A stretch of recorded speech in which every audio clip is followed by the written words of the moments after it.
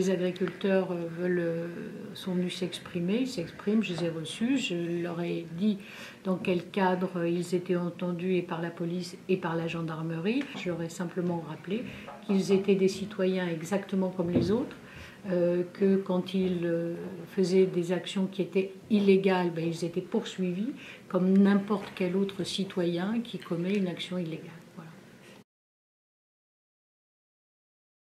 Moi, je ne suis ni derrière ni devant personne. Je suis simplement le représentant de l'État et j'applique à la fois des politiques gouvernementales et je fais respecter la loi. Je passe la moitié de mon temps à travailler sur les sujets agricoles, avec les agriculteurs, avec la Chambre d'agriculture, mais aussi avec les syndicats agricoles. Nous avons développé le plan d'urgence en Sarthe. Je ne l'ai pas monté toute seule, donc nous travaillons ensemble. Je suis avec eux dans leur relation avec l'agroalimentaire. Je suis avec eux quand il y a des réunions, des tables rondes organisées par le préfet de région. Je fais remonter leurs difficultés, les cas particuliers au ministère, dans les services du ministère.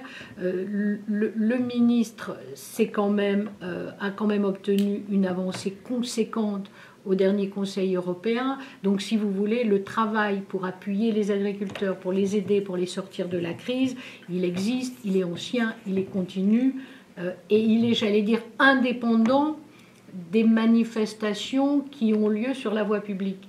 Mais ça n'empêche que les agriculteurs sont des citoyens comme les autres. Quand ils font des dégâts, quand ils déversent du fumier, des pneus dans des communes, dans des enseignes, qui derrière viennent porter plainte à la préfecture, eh bien ils sont poursuivis comme n'importe quel autre citoyen.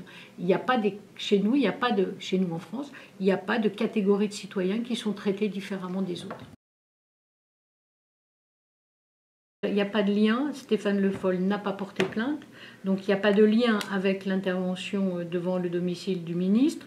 Les auditions qui ont lieu aujourd'hui, il faut être extrêmement clair, sont des auditions pour des faits qui ont eu lieu à la manifestation du mercredi qui a suivi l'intervention chez Stéphane Le Foll. Donc ça n'est pas chez Stéphane Le Foll, c'est la manifestation de mémoire du 24.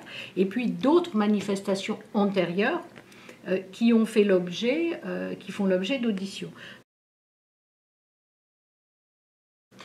Écoutez, vous avez un exemple extraordinaire, c'est celui du Conseil européen de lundi.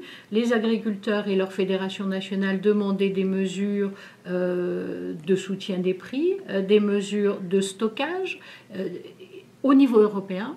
Eh bien, je suis, vous le savez comme moi, le Conseil européen et la Commission européenne, le commissaire chargé de l'agriculture, se sont engagés et ont pris des décisions qui vont en ce sens.